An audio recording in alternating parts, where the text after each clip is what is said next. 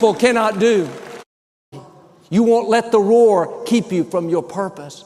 It may be intimidating, but it cannot stop what God has ordained for you. Ignore the roar, keep moving forward, and God will get you to your destiny. 2 Chronicles 32, the king of Syria had his army surround the city of Judah. They were camped around the walls, about to break through and take the city.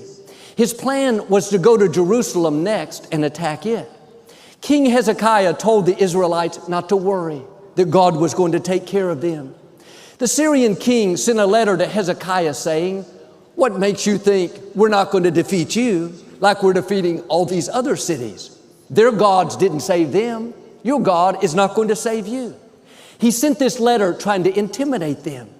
Then he sent some of his men to Jerusalem. They came to the walls. Verse 18 says, they shouted threats, trying to terrify the people so it would make them easier to capture. They knew if they could defeat them in their thinking, if they could get the Israelites fearful, intimidated, then they could defeat them in real life. And the Israelites heard all the threats, the insults, mocking their God, making fun of them. The Syrians thought they would panic, fall apart, but King Hezekiah knew how to ignore the roar.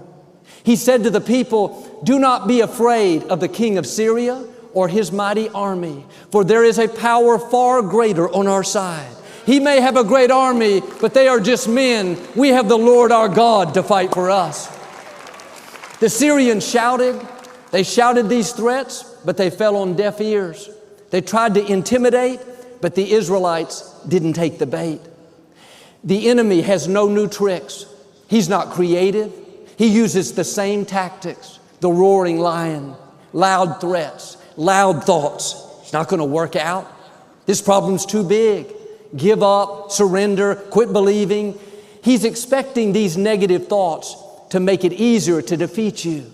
What he doesn't realize is you're like Hezekiah. You know his tactics. You're aware of his schemes. He's all bark and no bite. When you call his hand on it, when you say, "No thanks, I'm not afraid. I'm not intimidated. The problem may be big, but I know my God is bigger. The medical report may not look good, but God can do what medicine cannot do. He has the final say." Or these people against me may be powerful. I'll admit that, but my God is all powerful. He flung stars into space. He spoke worlds into existence. Him being for me is more than the world being against me. God won't let you get in a problem that He can't get you out of.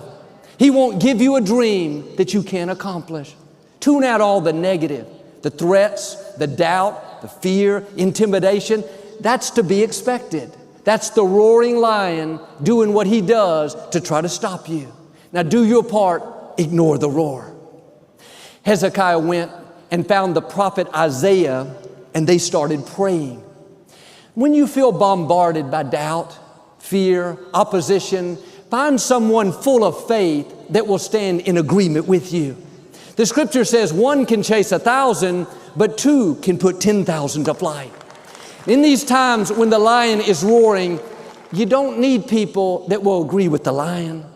"Well, I'll pray, but my grandmother died of that same illness." "Joel, I don't see how you can get the Compact Center. That other company is so much bigger." "How can you break the addiction? Everyone in your family has it." No, find an Isaiah. Find someone that says, if you believe you're going to get well, you believe you're going to see overflow in a pandemic, you believe you're going to do great things, count me in. I'm a believer. I'm in agreement. With God, all things are possible. That obstacle may be big, but it's nothing compared to the God we serve.